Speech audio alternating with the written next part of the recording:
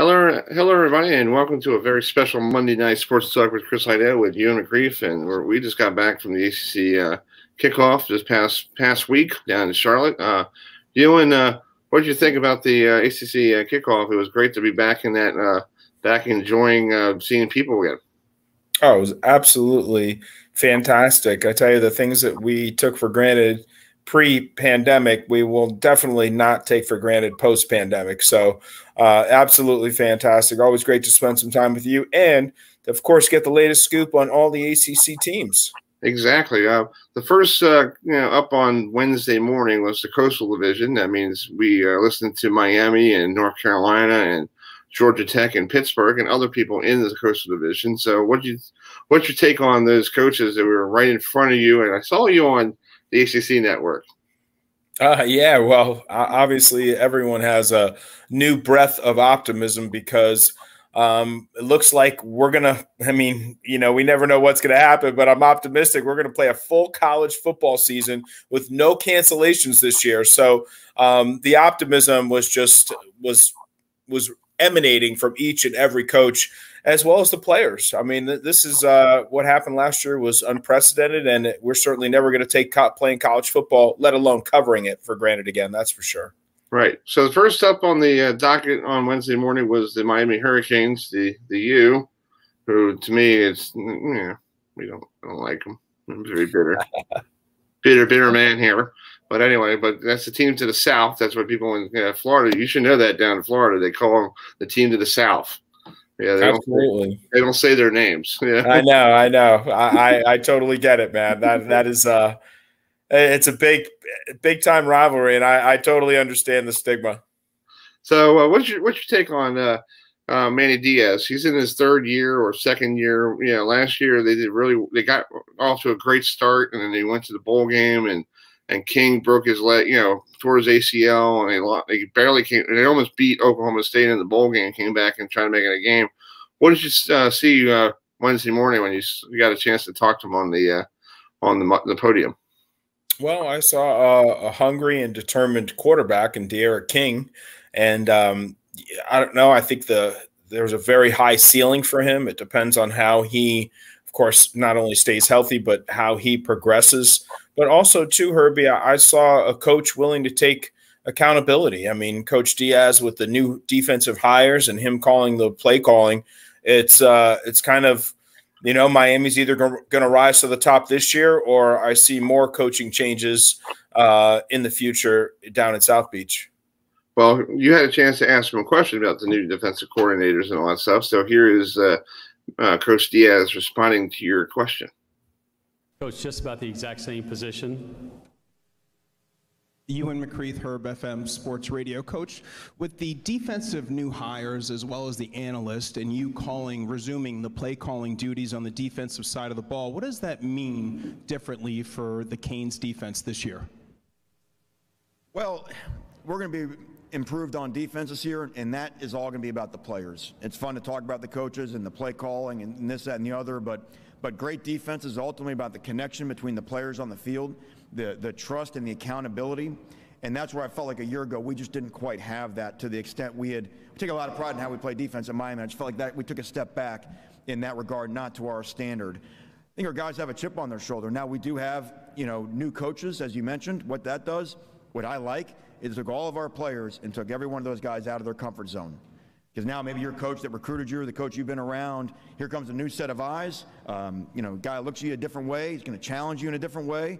And that's ultimately what we needed. We needed to be out of our comfort zone defensively at Miami because we weren't proud of how we finished last year. So, again, it's easy to talk about calling the defenses. It doesn't matter what defense you call if the players don't have that bond and trust. That's what makes all great defenses. And I think the new staff, some of the great coaches that we've been able to add that I'm honored to work with, but ultimately it comes down to those guys in that defensive team meeting room taking the ownership of it and playing with that Miami chip on their shoulder. Yeah, I agree with him. I think that's what Miami's defense over the years I've seen as a kid growing up. Miami's defense has been the bread and butter of that team. It goes. I feel like it goes back towards, you probably say it, back towards like the the 90s when they had, some great defenses, even in 2000 when they ran through Nebraska. Oh, absolutely, Herbie. And something that Coach Diaz mentioned that, a different coach could challenge you and look at you differently. And, him saying that I thought that, we lost a little accountability. And the fact that he didn't just see it, but he made a change to that effect, I think is a coach of action and a coach that wants to win and who's willing to make, tough decisions to try and get that done. So I'm not a Hurricane fan, but it's easy to be a fan of Manny Diaz because he's just not complacent.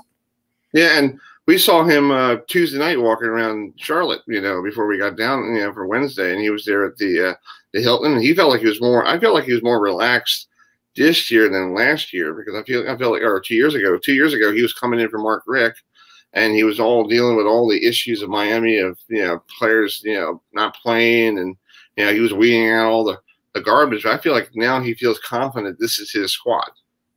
You know what, Herb? I think there's something to that. And I think De'Ara King probably plays a big part in that comfort. So knowing that you have a playmaker back there and that you really don't have any kind of quarterback controversy, and the stability really comes from that position in college football. And in fact, in any level of football.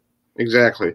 Well, you had a chance to talk to him in the first part of the morning. I had a chance to turn when they had the breakout, area that we had for the media. They had two different areas. They had one for the print and like you and could write stories. Does a fantastic job. And then they have another place that people who didn't get a chance to ask a question could go out and have a 101 or 6 feet in front of each other.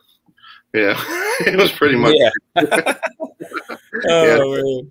But I asked Coach Diaz because I saw a different Miami team last year during that bowl game against Oklahoma State. They were pretty much down pretty handily to the Cowboys and the mullet. Who did you know he got rid of that? Mike Gundy. I did not. Are you kidding me? He shaved it off. I heard about it the other day. Wow, we've got to get some Oklahoma State writers on next week, Herbie. I know we should get one of them on and ask him, where's his mullet? But yeah, but anyway. So I asked Coach Diaz, I'm like, did you see a different type of team after the bowl game? Because a lot of people after the bowl game, they want to go home, they want to decompress, they want to get back to being themselves, going to school, and then worry about spring practice, a month or so. And this is what I asked them, and this is very intruding to me, knowing that Miami's focused on what they're doing. Normally when you lose, people are upset. Losing locker rooms are tough to manage at times. And then we lose the bowl game, and that's really it, right? That's the end of the season's kind of ended. And it had been a heck of a ride last year, all the stuff we went through. But this was different. Normally when you lose a game, guys get in the locker room, everybody's spread apart. It's hard to get everybody up, you know what I mean? To try to go through the. This was different. Like all the guys, they were all there. And in weird ways, they just really want to leave. It was really pure. And I think that was tied in to a lot of the guys making the decision to come back. So in a strange way, the way we play that game, fall behind 21-0, bowl games, important bowl games, guys. Our sideline that day was as good of a sideline I've been in 5 years I've been in Miami. It was positive, upbeat guys for each other. Who's the coach that comes in, plays his tail off, and really have a chance to win the game. Should have won the game at the end. But when we got in the locker room, it just didn't feel like we normally felt. And that somehow that camaraderie, I think, got the guys to make the decision first week of January, and that's a daunting matchup. Yeah, that's true. I'm sorry for the quality of the video. That's from my phone because I was in the breakout room, folks. But that's basically that's a knowing that the team is focused on what they're doing for this year. Yeah, absolutely. And we talk a lot about pressure in college football, but expectations are hard to escape. And Miami's an extremely, we talk about it all the time, one of the most storied programs in college football. And Diaz has a tall task in front of him, but I think he's got good players. He mentioned in the press conference as well, Herbie, the amount of seniors and leadership he has coming back, and not to mention they return their whole linebacker core. So we'll see against Alabama. It'll be an interesting measuring stick, to say the least. Exactly. There's a schedule for Miami, the big games on their schedule. They have Alabama September 4th. That is a big game down in Georgia. We'll play the Gary Stokan interview next week here on the program on Wednesday night. And then they got to go. Then they're home against Michigan State. They haven't played Michigan State since the '90s, so that's going to be a very interesting game. And then they got to go to Tallahassee and take on the Noles. And those 3 games are going to be big for Miami. If they go 3-0 in those games, they could actually maybe challenge somebody for maybe a Coastal Division title, or maybe in that college football playoff, maybe go to a different bowl game. Yeah, we'll see. Well, that's why they play the games, but Alabama, it's going to be a tough test to come out of the blocks. I mean, we're going to learn a lot about Miami opening night. Exactly. Well, let's turn the page talking about North Carolina. The Tar Heels are picked to win the Coastal Division to face Clemson. It's like let's make a deal. What do you want to be at? Door number 1, door number 2, or door number 3? Door number 1, you want to go to the Mayonnaise Bowl. Door number 2, you want to go take on Clemson. Or door number 3, do you just want to just go home and play somebody in the Military Bowl? No offense to the Military Bowl. Yeah, well, I think door number 2, playing Clemson, is the toughest door to get through, Herb. Honestly, this has been an absolute juggernaut in the conference. And also, I mean, we didn't get a chance to talk personally to Dabo Swinney, but it's just it's like 5-star recruit reload every single year. We talk about his ability to recruit and bring the best players in, and it's going to be a great season. Exactly. So you had a chance to talk to Mack Brown in the press conference area. I had a chance to talk to him in the breakout area. So let's play your clip of you asking him about the different coaches he brought in and how they changed. I think he used the coaches thing on this one. So let's play the interview with Mack Brown with Ewan McCreeve. Right side, 5th row. Ewan McCreeve, Herb FM Sports Radio. Coach, we always use the terms chemistry and continuity about players on the field, but can you talk a little bit about, now entering your 3rd season with Phil and Sam, that kind of comfortability and how that translates on the field? Yes, we use the word culture all the time, and I'm not really sure what that means. I hear alignment, I hear chemistry, and all of it means we're all on the same page. So Sam knows our offense as well as Phil Longo does. In fact, Phil interviewed for a job earlier, and I thought, I'll make Sam the offensive coordinator and just move on. We'll save some money. Now with name, image, and likeness, maybe I could have paid Sam as the offensive coordinator and the quarterback. I don't know as we look at that. But continuity is really, really important if it's good. And you have to continue to work to bring in great ideas. At Texas, we had the same staff most of our 16 years. The good thing was we had continuity. The bad thing is we didn't get many new ideas. So when we brought in Larry Porter this year after Robert Gillespie left, it was good. Got some new thoughts to a really good offense. And then when we brought in John Lilly after Tim Brewster the first year, we had some pro thoughts with our tight end in the tight end game. So our tight end game's better now than it was 2 years ago. So we like continuity, but we don't mind a change. Yeah, he doesn't mind a change. You got to change the environment sometimes because you got to adapt to things that are not the same anymore. And I think yeah. Well, it was just really interesting, Herb, that he said, when you bring new people in, you might not have that kind of continuity, but you have fresh ideas. I mean, this is the Mack Brown who came in out of the booth, hired Phil Longo right away, recruited Sam Howell. I mean, he just continues to impress me with his vision and his open-mindedness to change and to tailor an offense fit for a great quarterback like Sam Howell. We'll see. I mean, hey, Carolina lost a lot, top 2 running backs and receivers, but when you still got Howell behind there, he's still going to make plays, Herb. Yeah. Well, there was one game last year my father was still talking about, and he was like, how did they get over 500 rushing yards on a Miami defense? And I think hold on a second. They're still running. Awesome, Herbie. Yeah, but I did ask Mack Brown in the breakout room about, do you feel like it's going to be a different type of Miami team this year coming to Chapel Hill, knowing that they were completely embarrassed by giving up 535 yards, and that kind of ruined their season right after that because they lose to Oklahoma State and didn't finish up the season real well. So here's my quick interview with Mack Brown of North Carolina. Come behind, had to make a 4th and 17. Miami's a great team. Manny does a tremendous job, but we didn't beat Florida State. We didn't beat Virginia. I mean, we have a lot of work to do to get to where our publicity says we are. So we understand that everybody, we got it for us. Virginia Tech's going to be excited about us in that opener, and that's the only game we're talking about. And I want to ask you a question about Sam real quick. You know, what did you see after the Orange Bowl, knowing that he's becoming that leader? Because in the Orange Bowl, you know, you guys played really good against Texas A&M. You know, what did you see after that game, knowing that he's that leader that you haven't seen? We lost 4 of our 5 best players for the game, and then we lost 1 of them after we put in the game plan. So the offensive staff did a tremendous job, and Sam, of trying to get a lot of different formations and seeing what we can do to try to win the game, and I thought they did that. Yeah, he was having camera was in the way, and he was pushing the camera out of the way. It's like, you know, get out of my area. But it's pretty funny. But that's Mack Brown. You know, Mack Brown. You know, it's good for North Carolina to bring, you know, getting Mack Brown 2.0, because a lot of teams tried that before with their original coaches. It just doesn't work. Well, I think that he recognized how college football had changed since he left, Herb, and he wasn't too proud to go back to the old Mack Brown. I mean, Phil Longo has an impressive resume, and quite frankly, it continues to get better. Exactly. And he has a quarterback in Sam Howell, who basically was once on Florida State's radar before Mack Brown even thought of going back to North Carolina. He was signed up to go down to see Jimbo. And, you know, when Mack Brown took over, North Carolina, he came back home. So you had a privilege to speak to Sam right after, during that breakout, interview. So here is the video, and sorry about the quality, but it's the best we could do. Yeah, Sam, Coach mentioned sacks, and he mentioned you getting the ball out earlier.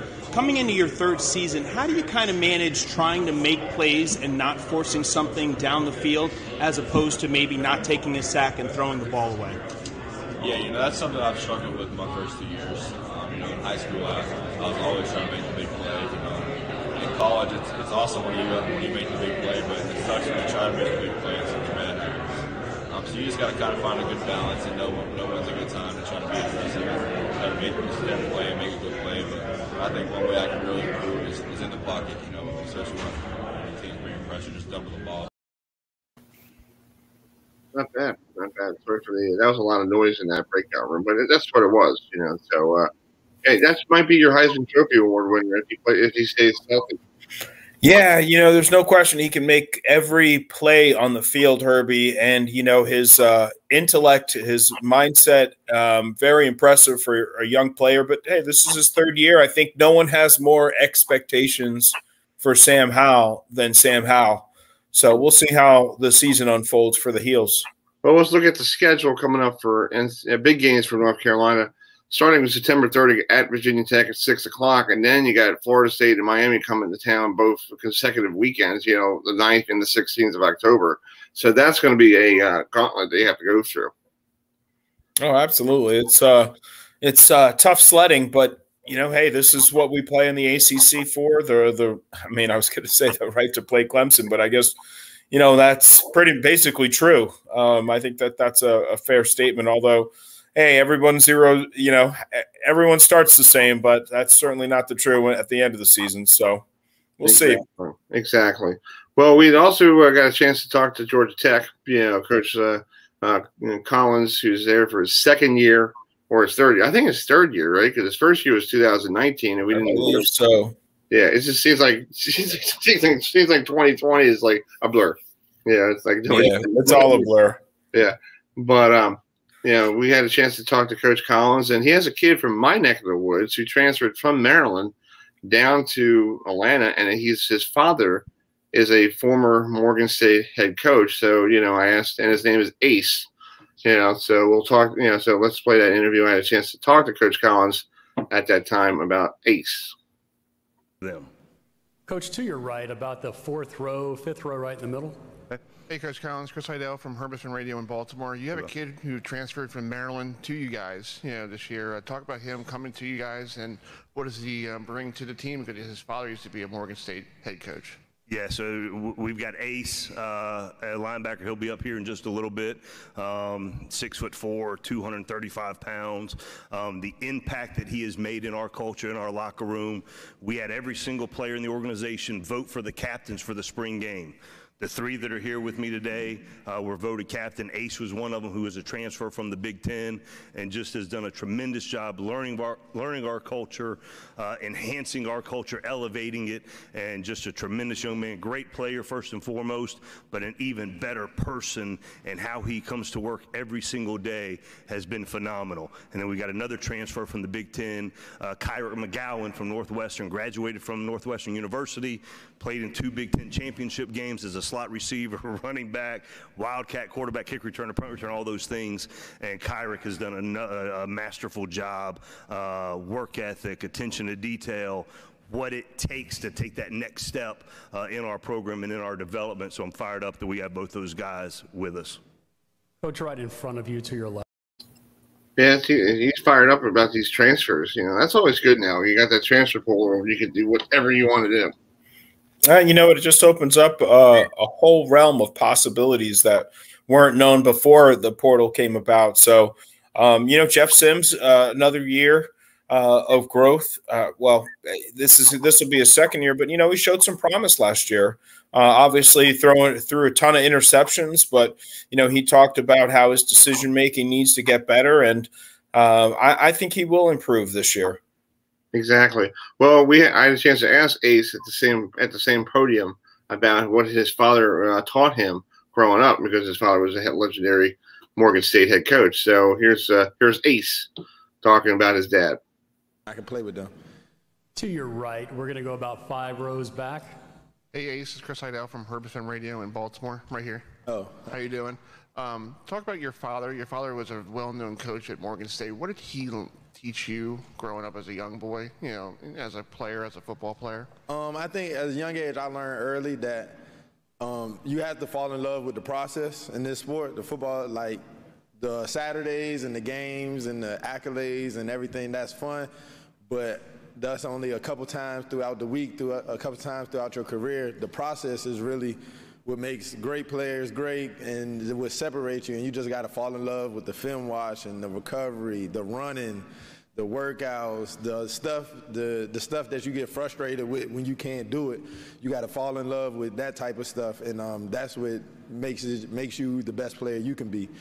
And I feel like that's what he taught me at a young age. Right in front of you to your left.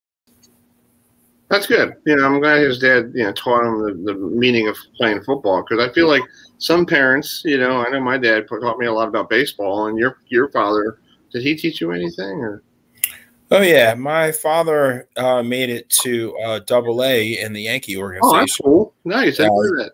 Nice. Yeah, and he actually tore up his knee stretching a single out to a double, and when he slid into second base, he tore up his knee. But my father's father was good friends with Juan Marichal, and obviously being Dominican, it's in my blood. So my father taught me a lot about baseball. Yeah, I had my father who was a very good player. He broke his collarbone playing tackle football back in the '60s without shoulder pads. You know, I mean, that's what we do. But I think my dad instilled in baseball into my brothers, and I think some people caught on to it, and some people did and didn't. And I feel like, you know, I respect my father for giving me all the opportunities. You know, yes, I wasn't, you know, P. Alonso at the plate, you know, but, you know, still it was really cool, you know, to have my dad teach me how to play baseball. So those are the great moments between fathers and sons, and it happens every day across the country, even with daughters and fathers and mothers. Hey, you know, it's a great sport because everyone can play it. Exactly. Let's look at Georgia Tech's big games on the schedule. September 18th, they have to go to Clemson. That's going to be they have a hard time playing against Clemson in Death Valley. It's been tough. They're not the only ones.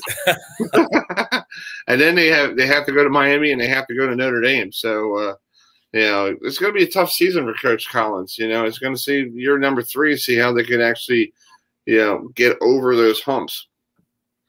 Oh, yeah, it is. But, you know, just like in any program, Herb, especially, you know, coming from players that were recruited for an option style offense. It takes a little time, but you just want to see progression. You want to see improvement. The more that you improve on the field, the more that your product improves, the more that your program improves. So I think they're headed in the right direction, and I think Jeff will be better this season under center. Exactly. Well, the next team, our final team tonight, we're previewing here in the Coastal Division. If you just logged into us tonight, thanks for joining us. Hope you had your good lunch or dinner or whatever you were doing.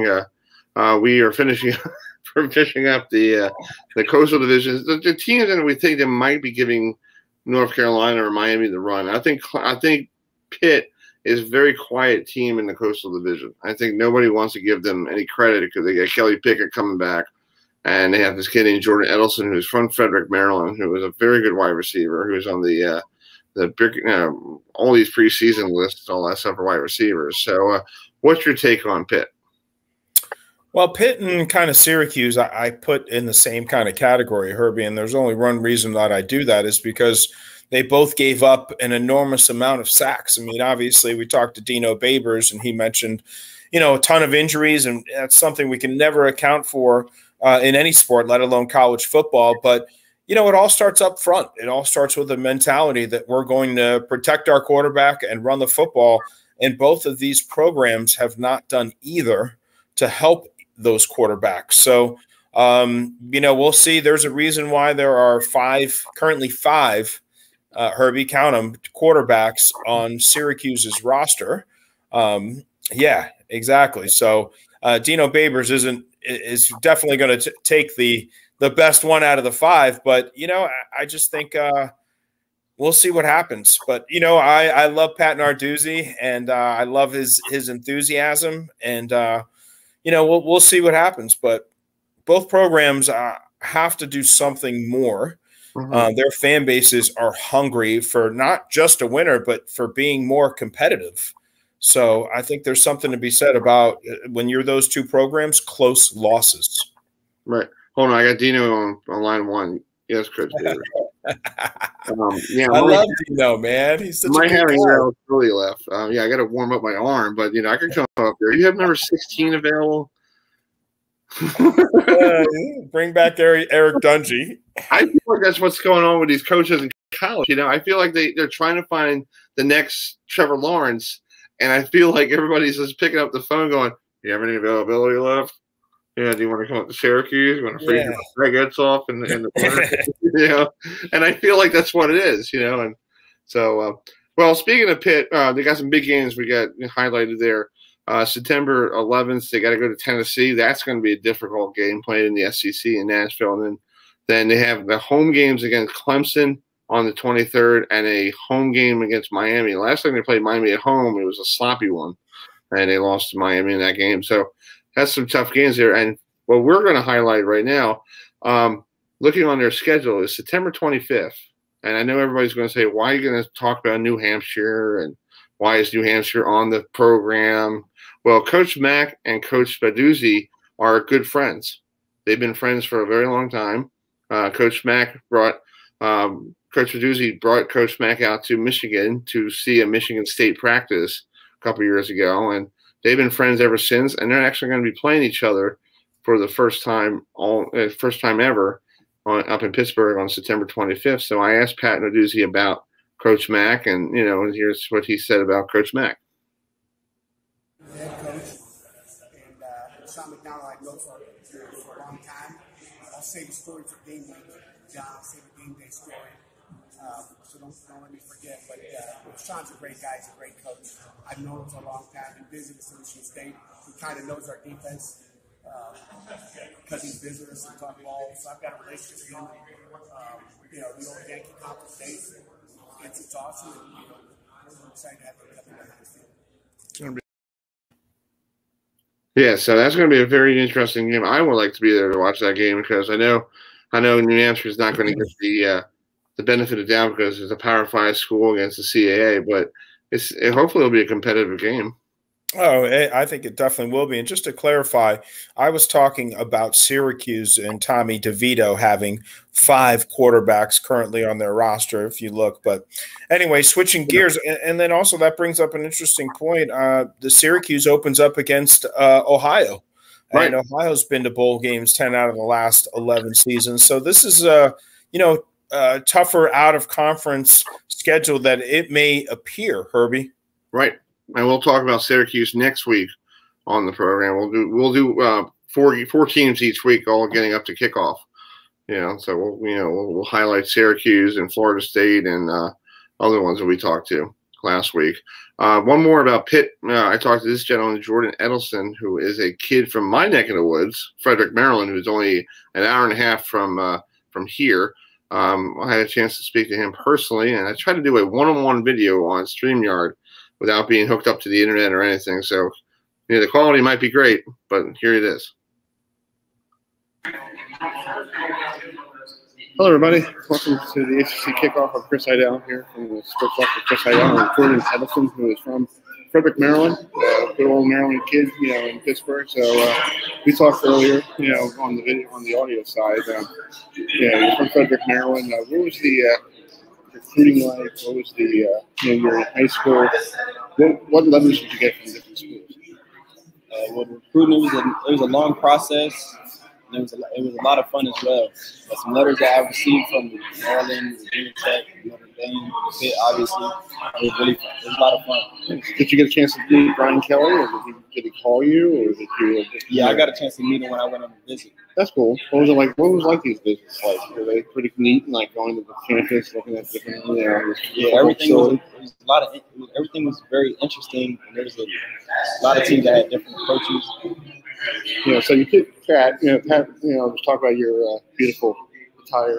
We're underdressed here right now. I don't know why. I should have been making. Make sure I had the money to do it. But what was it like being? Having Pat talk to me and say, "Hey, come to Pitt." You could start right away. Freshman and starting on a great quarterback until he took it. Right. When dudes came to talk to me, it really meant a lot because I knew some of his background and where he came from. I knew that he had a great staff that was going to put me in position to where I needed to be. Nice. So just talk about your experience here at the ACC Media Day. What was it like getting the call saying, "Hey, you're going to Charlotte for the ACC Media Day"? Were you kind of like, what? Yeah, I remember when he first told me that I was coming, I didn't really know too much about it. So it wasn't really a shock to me then, but when I went home and looked at it and seen everything that was going on, I was like, oh, wow, I didn't know I was getting into all this. Nice. So what are you looking forward to your first season, here in Pitt? You got a good schedule. You got, New Hampshire coming to town. Patrick Hughes, used to be way before you were born. He was playing for Rhode Island. You got some of the ACC schools coming up there. What is your feeling like watching these schools that you grew up probably watched on television? Oh my God, I'm on the field with them. Yeah, it's really a surreal moment. That's something that me and my teammates talk about when we're back home in our dorms. Like, oh man, we get to play Florida State this week. I remember we were just watching them. So things like that, it's really a great thing. That's cool. So you went to Frederick, you're from Frederick County, Frederick, Maryland. What high school did you go to? I went to Tuscaloosa High School. Okay. And just talk about it. I'm from Harford County. We got good schools in Baltimore County, Baltimore City, DC, and all that. Just talk about your county. Was there decent teams that there was a lot of great competition that we had to go face up against. And it was a great football town. Friday nights, every time we would always have a lot of people in the stands. So it was really a great experience. Nice. Real quick for everybody who shows up here. Chuck Foreman, is from Frederick, Maryland.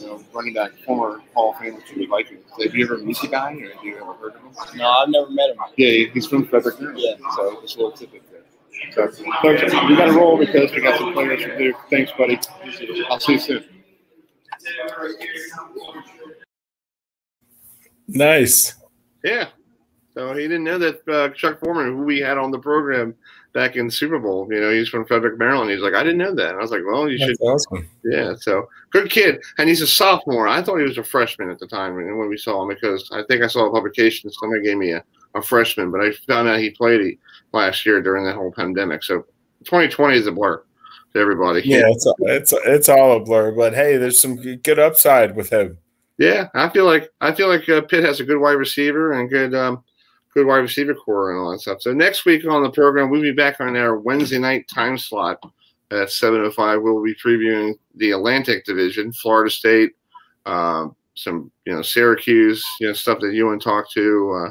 I talked to Mackenzie Milton in the breakout room along with Jordan Travis for Florida State, and that'll be our next week's show here on the program. Speaking of shows, our good friend Dan Tatora, who's probably watching us right now, our good friend Dan, who it was the Dan and Ewan show because I was watching it on the. Hey man, Dan was awesome, man. I was doing this one for Ewan, one for Dan. He was a model of consistency. Exactly. So speaking of Dan, he invited me to come on his program this coming Wednesday morning at 9:30 to talk about our experiences like we're doing right now here on the program. So that's his little thing on Facebook. You can go to his website and watch me on phone live on his program. So at 9:30 on this coming Wednesday morning. So we're getting our names out there, bud. Oh, that's great, Herbie. That's fantastic. Looking forward to the rest of the show. And ACC Media Day was just a precursor to what I believe is going to be an absolutely awesome college football season. Exactly. And they got some new bowl games this year. And speaking of bowl games, let's get into our interview with one of the bowl games. This is the Fenway Bowl. Yes, Fenway Park is having their bowl game this year. And, yes, you're trying to figure out why is Boston, Massachusetts, having a bowl game in December. And I did ask these two fine gentlemen about that as well in this video. So let's go and let's put it on, and we'll wait for Scotty Rogers to join us at 7:45. Hello, everybody, and welcome to the ACC kickoff here in Charlotte, North Carolina. We have a brand new bowl game that was supposed to be out last year, but it's in a familiar area for everybody in Baltimore. Knows this area, where Fenway Park is up in Boston, where the Red Sox play, and we got the folks from the Fenway Bowl here. It's Fred Olson and Brett Miller here. The folks who are running the Fenway Bowl. So first of all, welcome to Charlotte. So what's your first impression of being down here with all the media people here in just Western? Yeah, thanks, Chris. Thanks for having us. We're thrilled to be here. As soon as we walked into the hotel, we knew we were in the right place. Fully decked out in the ACC colors, all the teams, uniforms. So we're just so excited to be affiliated with the ACC and can't wait to launch our game this December. Yeah. What about you? Yeah, I think it's been great. Again, being back down in North Carolina, I think seeing the people that we've been working with behind the scenes for the last couple of years, and meeting the people that we will, hopefully, knocking on wood, we'll get to work with this December and moving forward. So it's just been great to officially feel part of the ACC Bowl family, and we're excited. Well, talk about this bowl game. How does this game come about? Because I know Notre Dame and Boston College played a couple of years ago, and I know Rhode Island played, I think UMass or somebody there, all those games probably were sold out. Is this because of those games, or what did the city of Boston say? Let's try to get involved with what Yankee Stadium's doing. Sure, yeah, you're on the right track.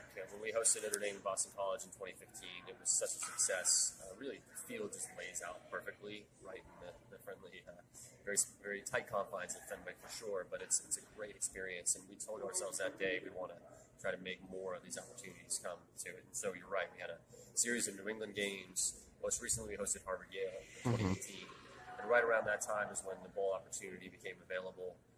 Immediately, we started doing our research and get on the phone with the ACC, with the AAC, with our partners at ESPN, and try to make it happen. And it came together pretty quickly in the end. But yes, you're right. We are very aware of what the Yankees have been doing since the Pinstripe Bowl since 2009, and know that they've been very successful. So we're looking to emulate that as best we can. Yeah.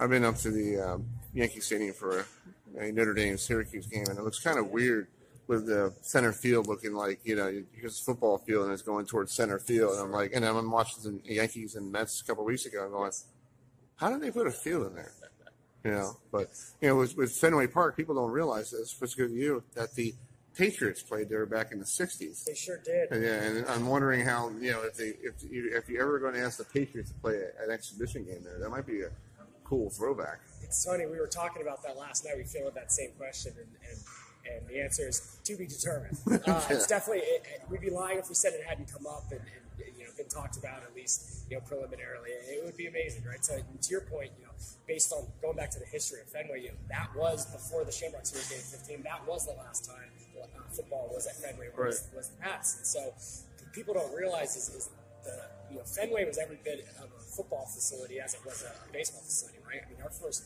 football game was 1914, so we had 50-plus years of it before we went and took a little break, right? So we're excited to bring it back and have it on an annual basis again. Yeah. Well, let's talk about the weather, because I know in the Northeast, in December, it's not like Florida. It's like 85 degrees. You might get a blizzard. You might get a northeaster. Do you guys have a plan? We might see the first bowl game in the snowstorm, except for the one in El Paso.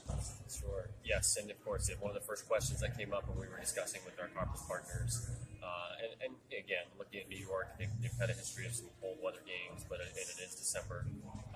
Football is definitely a cold weather sport, no doubt about it. But no, I mean, in all seriousness, looking at the trends of how weather has been, we've studied our weather patterns in Boston for the last several decades. Typically, we're in the 40s with not a lot of precipitation. Definitely, knocking on wood, as we always say these things. But no, we have incredible grounds crew.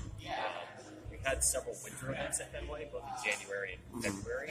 And so, if it does come down to it, we are prepared to clear snow if we need to. Yeah, people don't realize you had the Winter Classic a couple of years ago with Bruins and Flyers, so you're used to cold weather out there anyway. We sure are. I'll tell you what, we're excited it's in December rather than January, because I think around the New Year is when it starts to take a turn. But as people, hopefully a lot of folks, thousands of folks from other states are going to figure out, is December's actually pretty nice in Boston before it takes a turn. So yeah, we've had hockey 4 times, I believe now, and several other crazy events. So a little football game in December, I think it's going to be perfect. And not for nothing, I will say, we were supposed to have a game last year. Our game date, it ended up being, I believe, 65 degrees that day. Oh, so just something to look for fans to look forward to for this year. You must have been. All right, folks, that's part 1 of 2. We'll play the rest of that later in the rest of of August. Let's bring in Scotty Rogers, the communications director of the Cotton Bowl. So, Scotty, thanks for joining us. Thanks for making this part of your Monday night. How's everything going? Going well. Just glad to be able to talk a little college sports, college football with you guys. Yeah, and you must be pretty happy. You're an Alabama guy. Are you going to go to Alabama, to Atlanta to watch Miami and Alabama play? Actually, I won't. We'll be busy here at the Goodyear Cotton Bowl Classic. We are the backbone to the regular season games that happen at AT&T Stadium. So that Labor Day weekend, we have the All-State Kickoff Classic, Stanford and Kansas State on that Saturday, 11 o'clock Central Time kick on Fox Sports 1. Oh wow, that's a good game there, Stanford and Kansas State.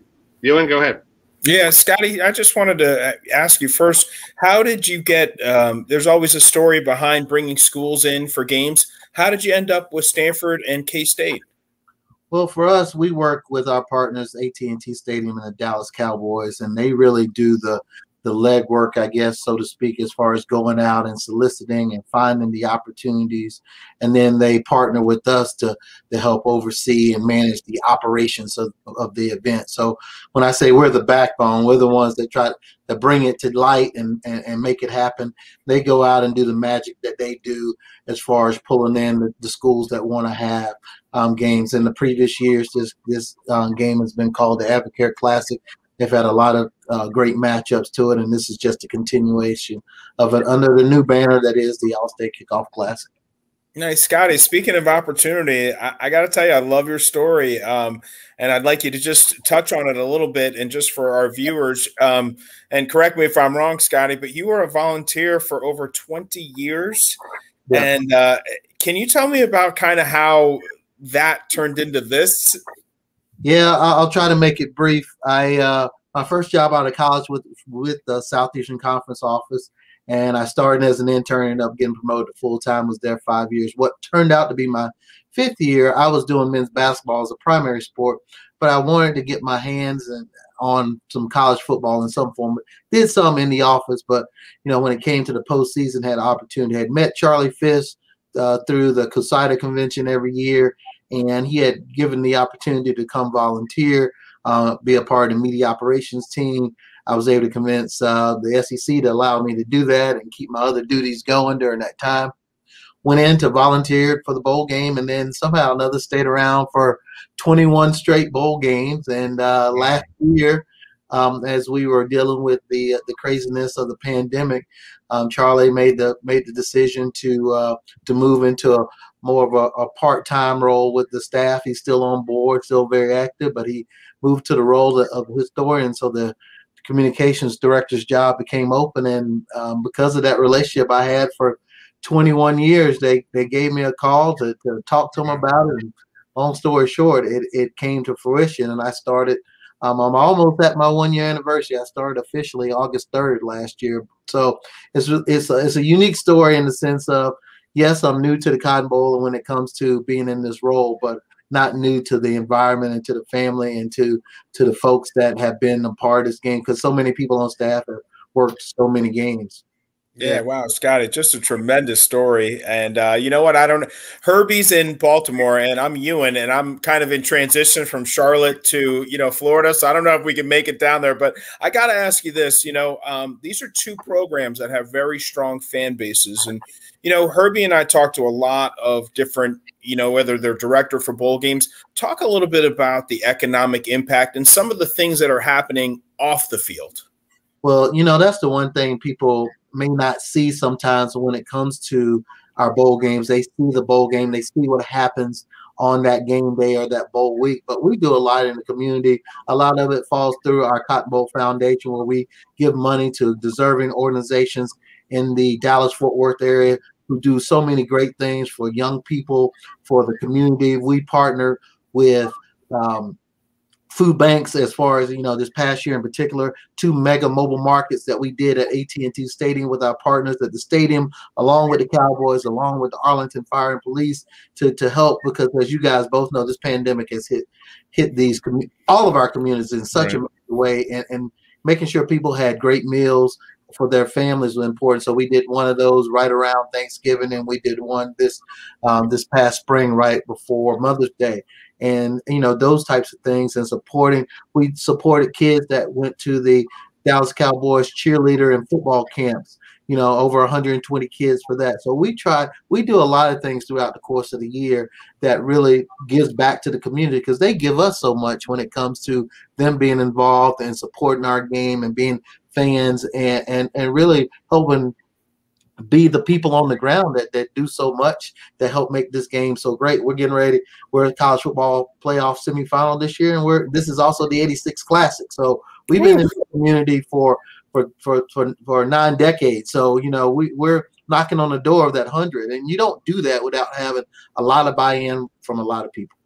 Yeah, Scotty, I had a chance a couple of years ago when Clemson and Notre Dame played in the Cotton Bowl down there. It was a beautiful opportunity that Charlie gave me an opportunity, and Michael there gave me an opportunity to come down and cover the game with a media pass. And I gotta say, Jerry World looked like a big Epcot center. I'm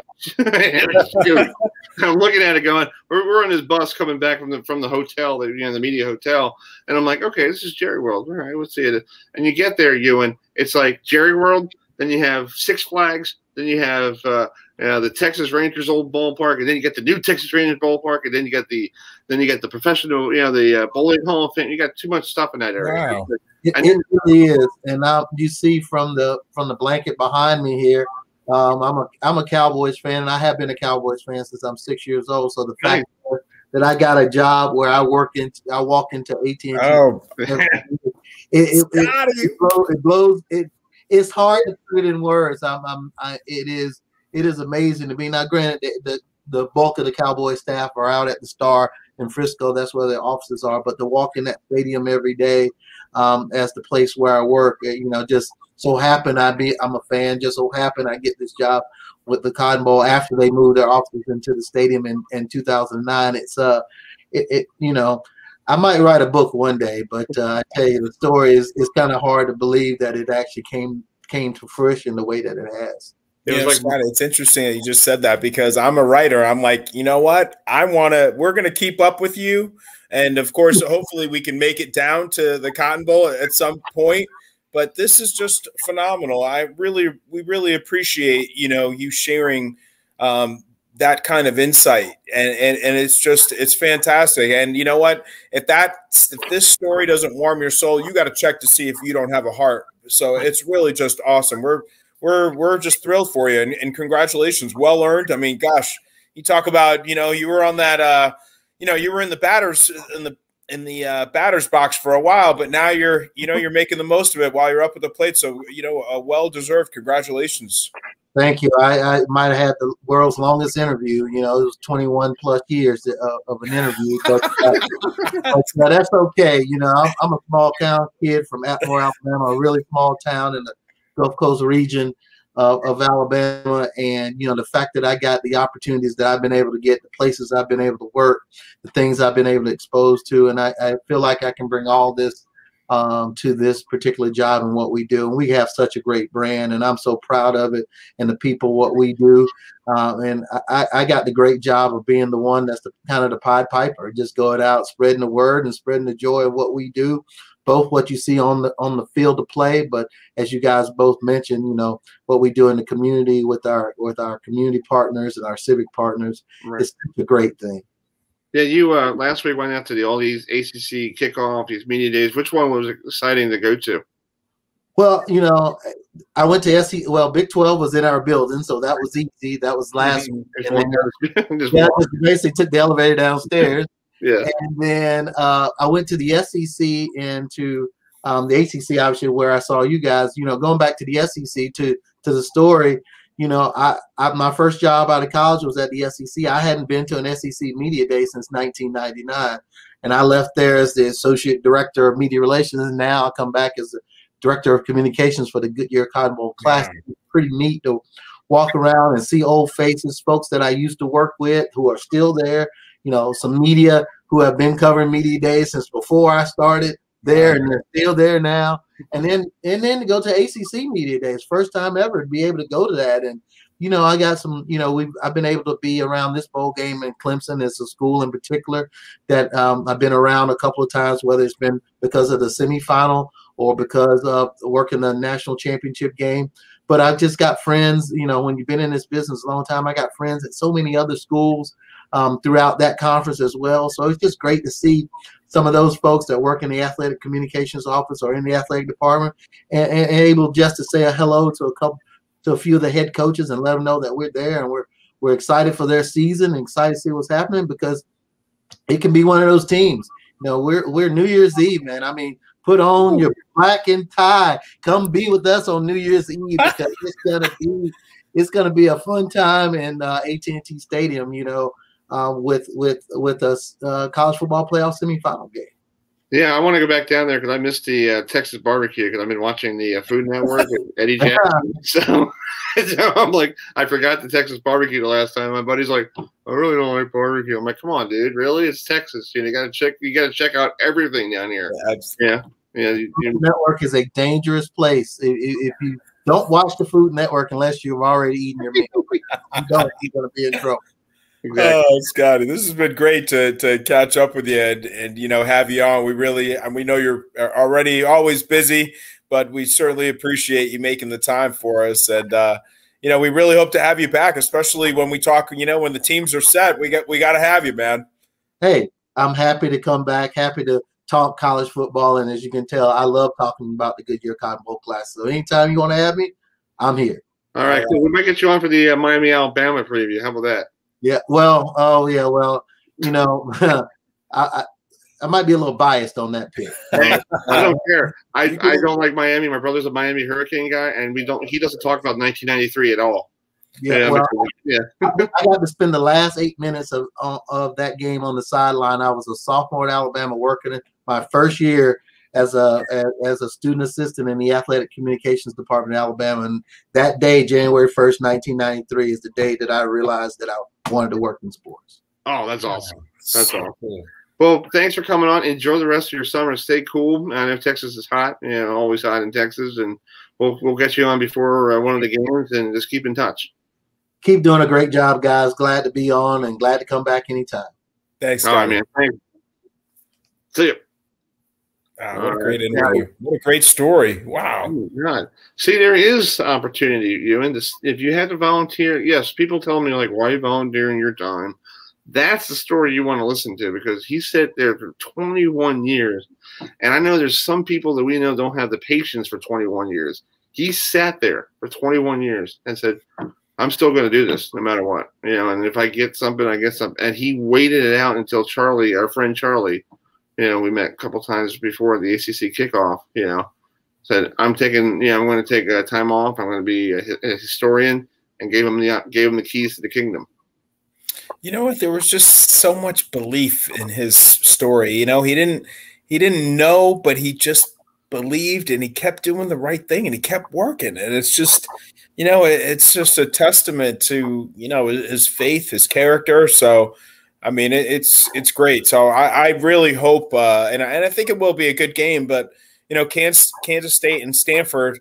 And then, of course, on New Year's, man, it is going to be rocking down in the Lone Star State. Oh my God, dude! I was down there a couple of years ago, and I think I was there before New Year's. I got home before New Year's, whatever.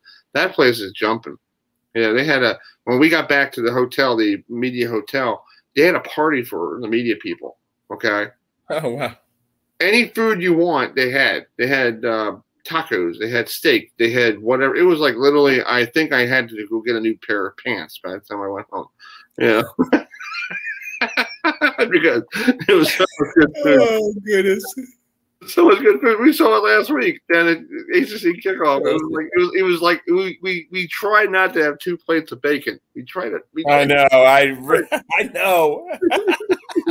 That was the biggest struggle of all, man. Oh my goodness!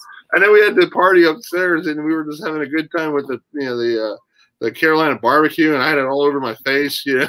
Oh man, that was so much fun. I had a great time. Yeah, so we're gonna wait for Bud to join us here shortly. Another question we saw last week, we got to bring up. We saw a report out: Texas and Oklahoma leaving the Big 12 for SEC. What did you think about that idea?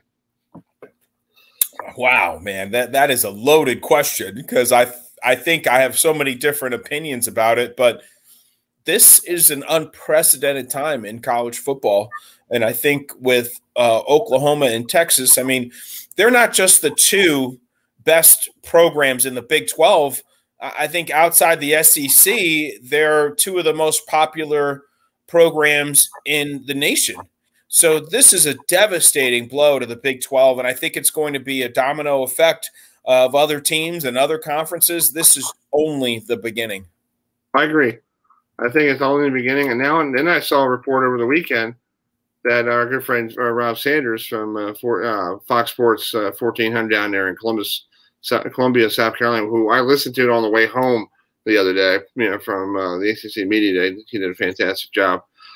He's reporting Clemson, Florida State, and Ohio State leaving to go to the SEC. Come on, people, give it a break.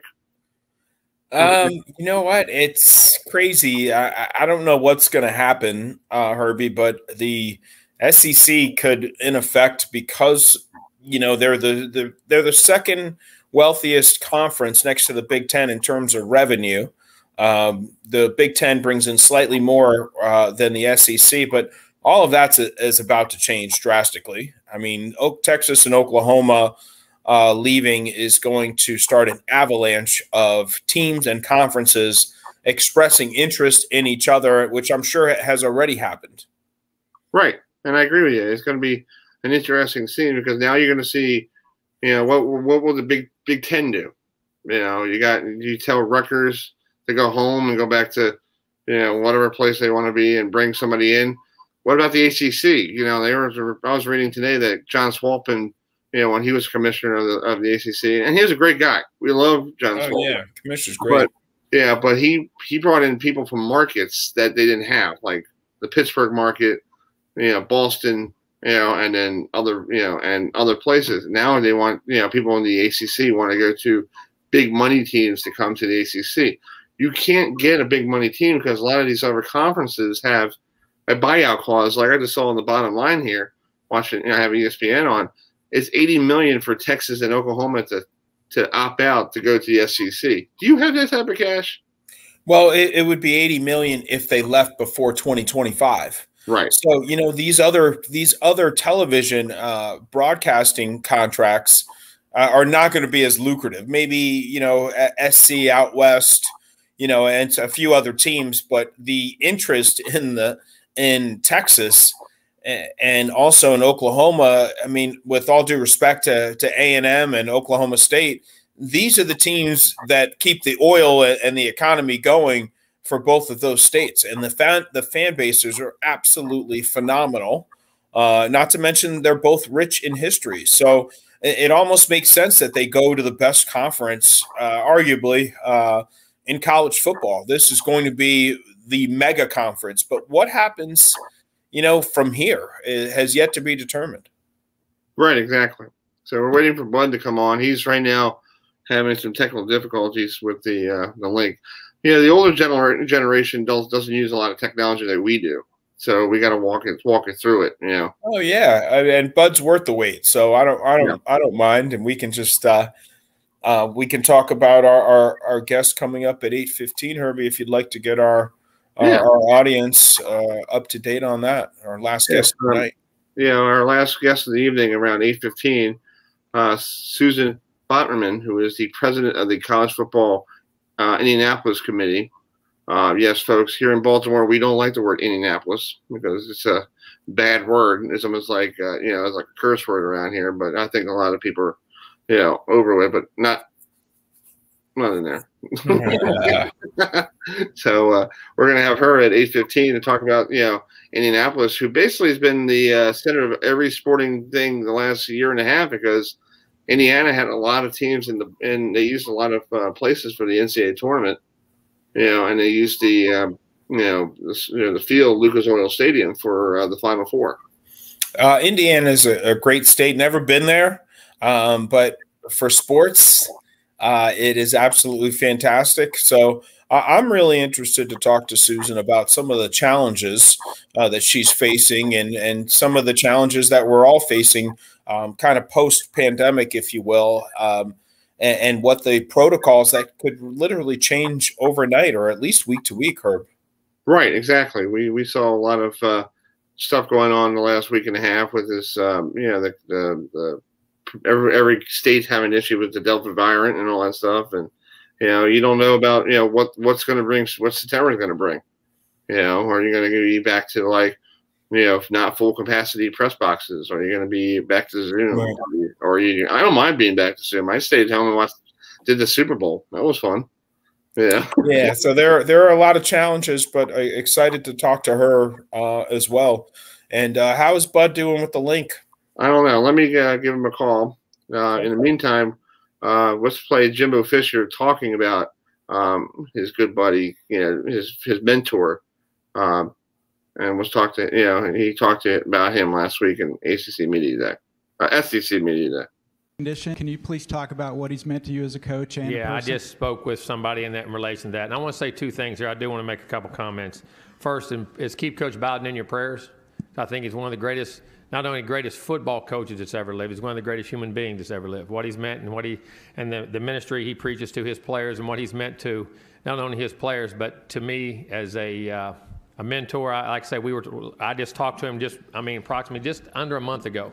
We had a long conversation on the phones. I call periodically, and we stay very close. As people don't realize, he and I are very close. I've been a part of their family, I guess, as I say, since 1984 when I started playing with Terry, and I used to go to Tallahassee and stay at his house. I used to stay at his house and go watch practices, stay there and listen to him sit in meetings, sit in the back and watch him organize meetings.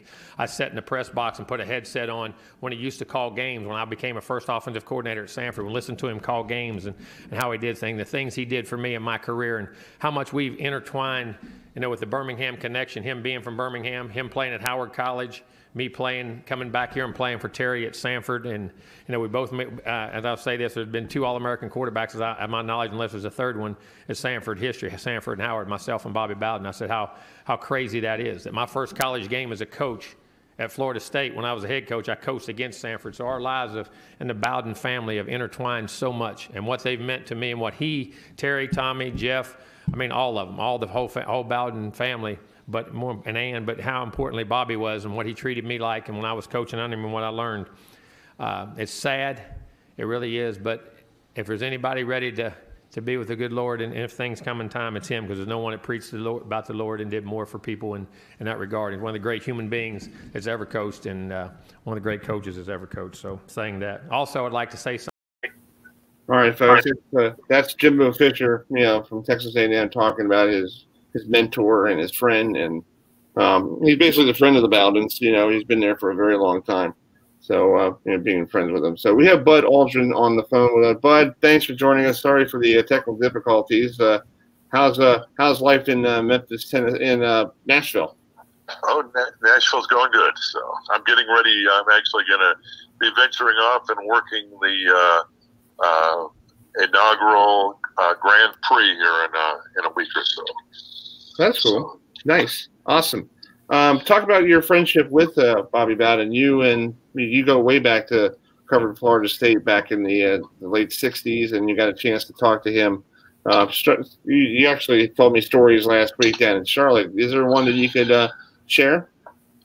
Yeah, I first met, I was thinking about it today, and I first met Coach probably in preseason, in the spring of the 1980 season.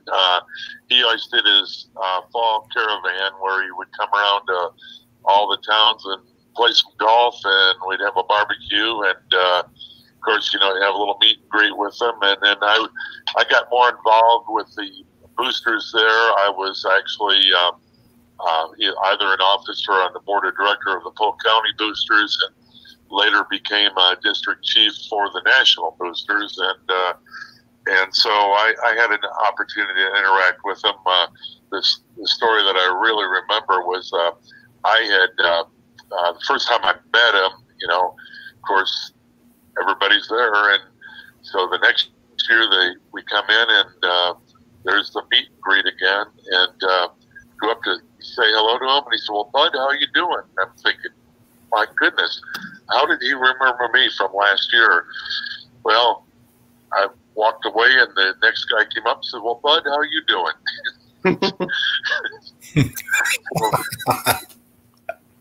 We just called everybody Bud. That's classic. Yeah. So Ewan's on the show with us. Ewan, do you have any questions to talk to Bud?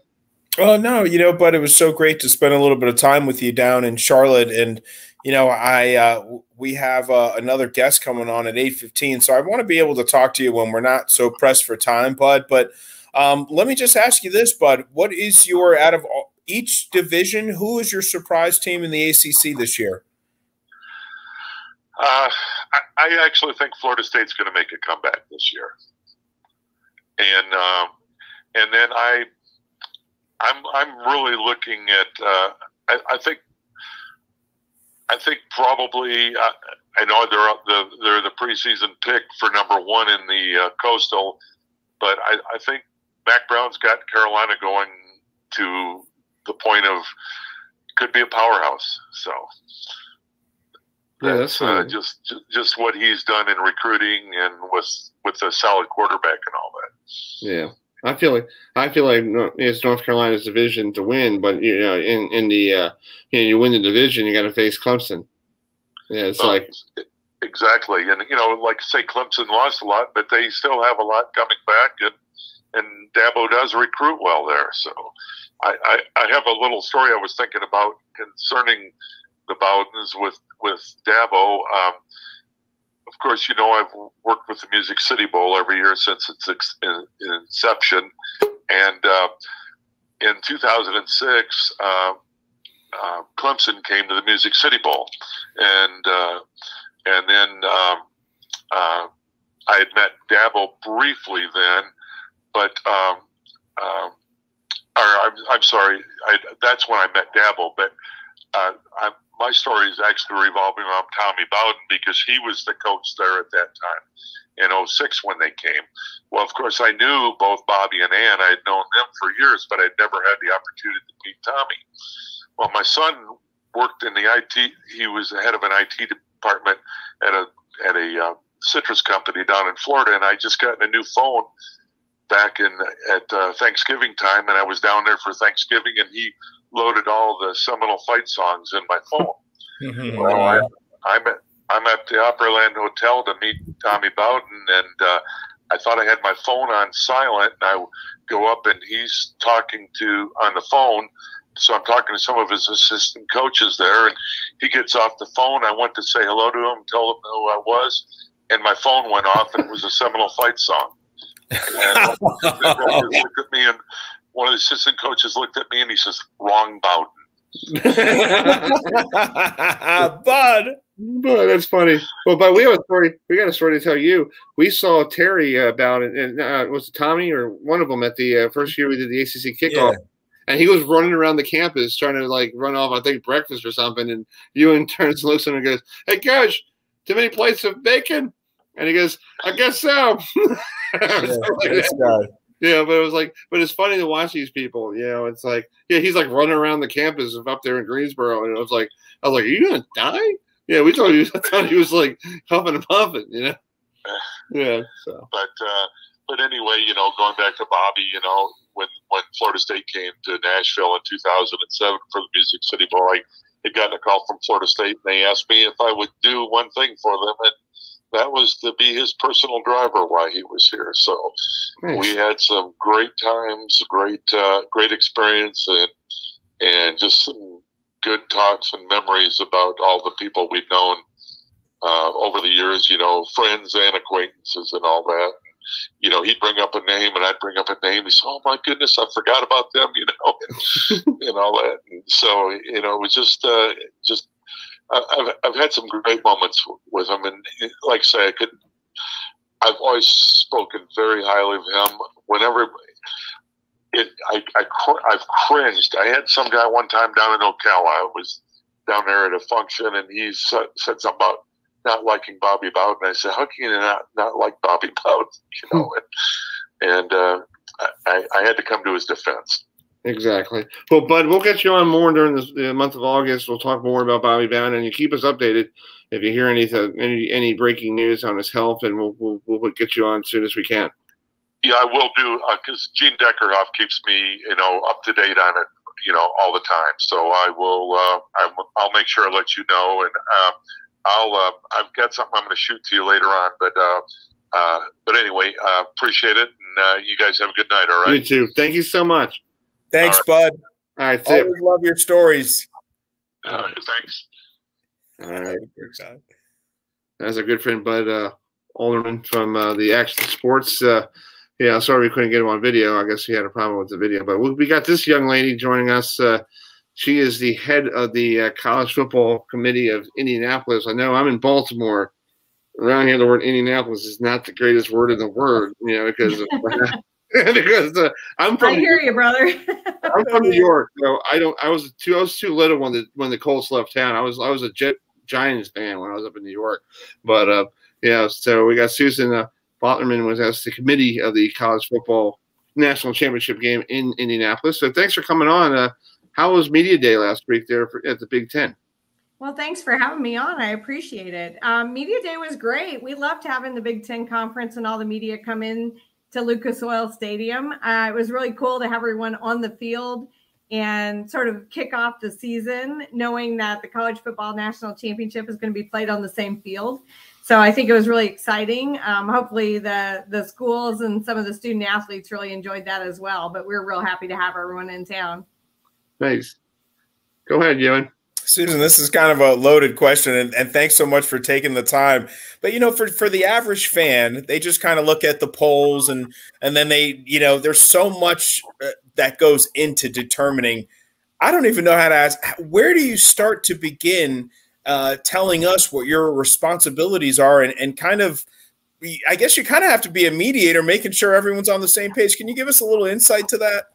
Yeah, it's an awesome job, actually. So it's pretty separate from the selections. You know, that's not anything that we have to do with. So the team selections and the exciting part of evaluating all the teams against each other really happens at the committee level through the CFP.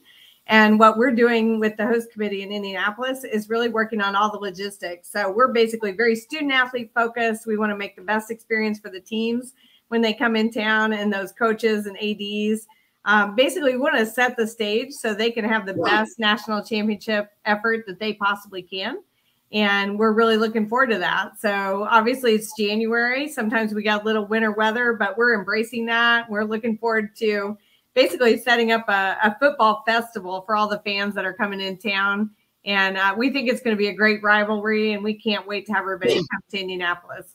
Yeah, you know what, Susan? It's so much. We talk to so many different bowl directors, and this is more of an event than it is a football game. Tell us about some of the extracurriculars that you're kind of working on, for fans that come to this game. Yeah, it's an awesome event. There's a lot of great things that fans can do. So obviously, we all want to come around and rally around the football game, but leading up to that, there's free concerts. There's a free media day, which is really awesome. Families can come down and take part and listen to what the coaches and athletes are talking about on ESPN Game Day. And then they can head into the Fan Central Fan Fest, which is going to be awesome for them. Our downtown's super walkable. So once you get into downtown Indianapolis, you can really rove around downtown and make your own fun. So we're looking forward to that. We're going to have concerts on Saturday, Sunday, and Monday. That you don't want to miss. And then we've got a lot of special things planned for the fans. But I think that one of the great things about Indianapolis is once you get there, you really can walk around the whole mile square of downtown and feel like you own the place. So this is really the best place to have a football championship. Yeah, it looks like a very nice town too. I drove past it last year on the way a couple of years ago to South Bend. And my buddy was like, "Oh, there's Lucas Oil Stadium." I'm like, "Oh, okay, that looks cool." Awesome! You got to come back. You got to get in there. Yeah, and I sent one of my buddies out to the Big Ten championship game, and he drove all the way out. And God bless him, he made it there.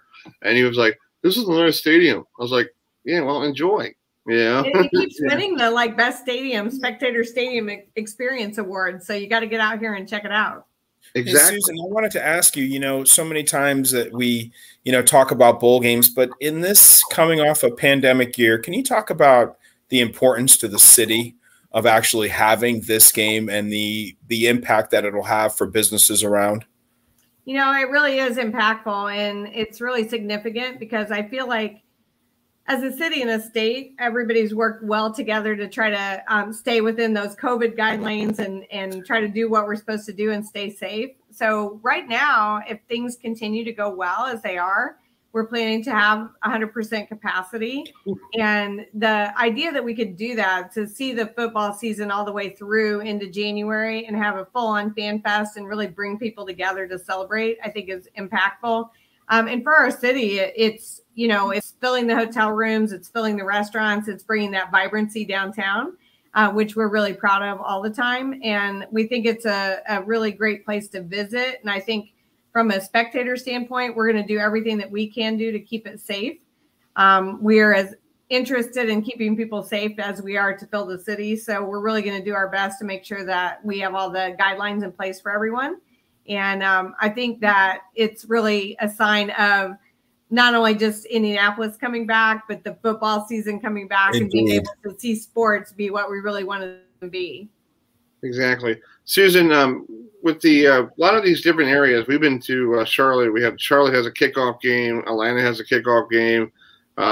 We just had Dallas on for the Cotton Bowl. They have a kickoff game. You guys having anything to help you guys get ready?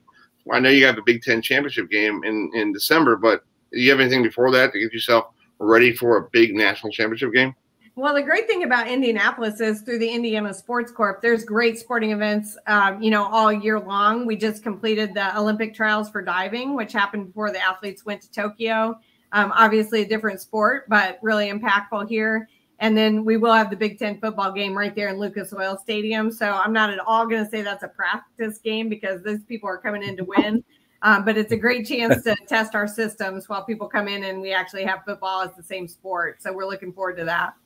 Susan, can you just, obviously everything that I know about Indiana is all sports related, but can you tell us a little bit about some of the, attractions and some of the things that could be on the table for each team to come and do while visiting your great city?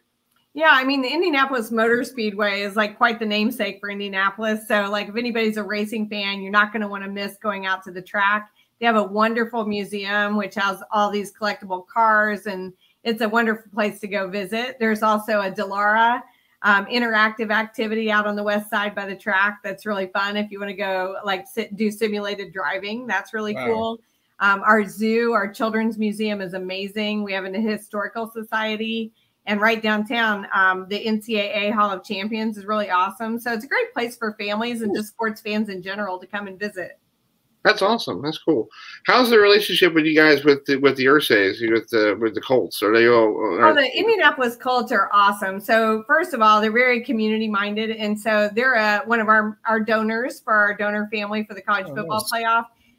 They wanted to see Lucas Oil Stadium built in such a manner that different kinds of events besides just NFL games could be played there. And so whenever we can attract other major national events into the city, they're right there. They're a great partner. Mr. Ursay, Pete Ward, everyone on their staff, they're involved with us. We're going to use their facility as a practice site. And so I would say, we're arm in arm. We have a lot to learn from them from a football perspective. And not only the Indianapolis Colts, but the major universities in the state have been very helpful to us from the athletic department. So Notre Dame, Purdue, Indiana University, Butler. We seek advice from all of them, and they're on our athlete services committee, and hopefully be able to put a really great atmosphere together when we bring the teams in to give them exactly what they need to do a good job. Right, exactly. And one other question to ask you with the national championship game. A lot of teams, a lot of bowl games on a national championship, you're hoping for that local flavor, let's say, Notre Dame or Purdue or somebody. Is that one of your things right now? You're praying that Notre Dame shows up to the national championship game, so you might have a full house of Irish people rolling around Indianapolis going spending their hard-earned cash after the holiday? I mean, that'd be awesome. We would welcome that. I would never root against the Indiana team, that's for sure. I spend most of my time praying about good weather, though. I think the football teams will take really good care of themselves, and I know they'll play in really, really well. But I'm looking for a nice, calm weather system. Nice. That's awesome. Well, Susan, the game is actually a long way from now, but it's going to be fun. Here's the schedule. It's going to start Saturday, January 8th. Through Monday, January 10th, 2022, in Indianapolis. They have you guys have concerts. We talked about that. Yeah, some good big name acts might be there in Indianapolis. Some good country singers, and like I said, media day for people to show up. It's going to be a fantastic weekend, and hopefully, I could make a trip out there. Well, maybe I'll see you on the stage. They might need a warm-up band. It's like the three of us. It'll be great. Yeah, let's do that. Sing, what kind of songs you want to sing? I don't know. I'm thinking like maybe Neil Diamond for me. I don't know. Oh, my goodness. I love Neil Diamond. There we go. Sweet Caroline. Here we come. It's That's his great. go-to. You know what? Nobody wants to miss Indianapolis for the college football playoff in 22. It's going to be like no other. So we really welcome everybody to come in. We hope you guys get there. And we're looking really forward to it. Hey. So thanks a lot for talking to us today. Are you kidding me? Susan, one more question to ask you. If you could get Neil to show up there, I'll be there. Oh, is that the only way? I mean, No, I'll be there anyway. That or some great food, some great brisket. We definitely have some great food. No matter who's singing, the food's good. So you don't want to miss. I'm a Frank Sinatra guy myself, Susan. What can I say? We have that as well. We hope to have you back on, Susan. This has been fantastic. Yeah, let's talk again. We've got more details coming up. So whenever you guys have a little time, invite me back and we'll chat. We will, and we'll play Sweet Caroline. That would be awesome. Thank you so much. All right, Susan. Yeah. Great. Thanks, Susan. All right, guys. Have a great day. You too. Bye-bye. Bye. Wow, she was great. Susan, see, Ewan, you make a comment about Neil Diamond, and Neil Diamond should. That's amazing. I couldn't believe she said that. I'm like, talk about being in your wheelhouse, Herbie. I was sitting here ready. That was fantastic. Oh, I can't wait to have her back. She was great. Yeah, that was awesome. Great. Man, that was great. Yeah, and sitting in Indianapolis, I drove past it. The Lucas Oil Stadium going out to South Bend one time. It looks really nice. I like the stadium. And to me, also, you and I are from New York. We don't care what happened in Baltimore back in '84. Yeah, I know, right? It's there are some people who clearly haven't let go of that. But what a great show, Herbie! Our first show after ACC Media Day, so it was great to kind of touch on some things and have some great guests on. Exactly. Thanks for Susan to join us. Susan Hoffman, president of the College Football Playoff Committee in Indianapolis. Scotty Rogers stopping by. talking about the Cotton Bowl. My friend Bud Olderman, who used to be Bobby Bowden's personal driver for one of the bowl games. You know, he's great to spend some. We'll spend more time with him throughout the year. Oh, yeah. I also want to say thank you to our friends from the Fenway Park Bowl, you know, Fred Olson and Brent Miller, for letting me have some time with them last week. It's going to be fun, dude. And I want to give you guys another program reminder. I don't know if he's on the watching us, but Dan Tortora wants me to come on his program this Wednesday morning. You know, coming up Wednesday at 9:30, we'll talk more about the ACC and what we think about it. And right now, as we speak on the program, if you guys want to go to our Twitter page, I do have a question for people to ask. What do you think about the Coastal Division? Who's going to win the Coastal Division? Right now, out of 4 votes, they think Miami. Yeah, we'll see. Hey, that's why we play the games. But looking forward to getting back to our Wednesday schedule next week, Kirby. And as always, thanks for putting together a fantastic broadcast. No problem. We'll be back next Wednesday night at 7:05, and we'll be covering the Atlantic side of things, Florida State. And then we'll have, you know, Syracuse, other teams that we talked to, you know, we had a chance to talk to during the week. Head down there, and then we'll have some. We'll have our interview with Gary Stokin from the Peach Bowl. Oh, I love him. Yeah, we talked about his how the ticket sales are going for the 2 games, and other things as well. So thanks for joining us tonight. Have a great rest of your week, folks, and thanks for making us part of your Monday. And we'll see you all next week. And let me put a picture in the background that's been. I like this picture. There we go. Oh yeah, nice picture. So see you all next week. Everybody.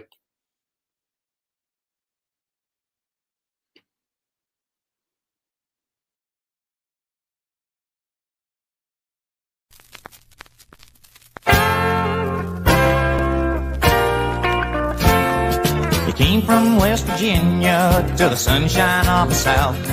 He backs up with the Foreman's what he says with his mouth. When he came to Tallahassee, the only good thing was the band. But now them Fighting Seminoles are the best team in the land. Bobby Bowden, you're the coach for me. Bobby Bowden, please stay in Tallahassee. Them Gator fans used to joke and clown when Florida State would come to town. But they've stopped laughing thanks to Bobby B. Jimmy J and Wally love to put it up. They fill the air with footballs, they've really got the touch. Passing is their specialty, all Seminole fans know that when them boys are throwing right, the offense has to go. Bobby Bowden, you're the coach for me. Bobby Bowden, please stay in Tallahassee. Them Gator fans used to joke and clown when Florida State would come to town, but they've stopped laughing thanks to Bobby Bowden.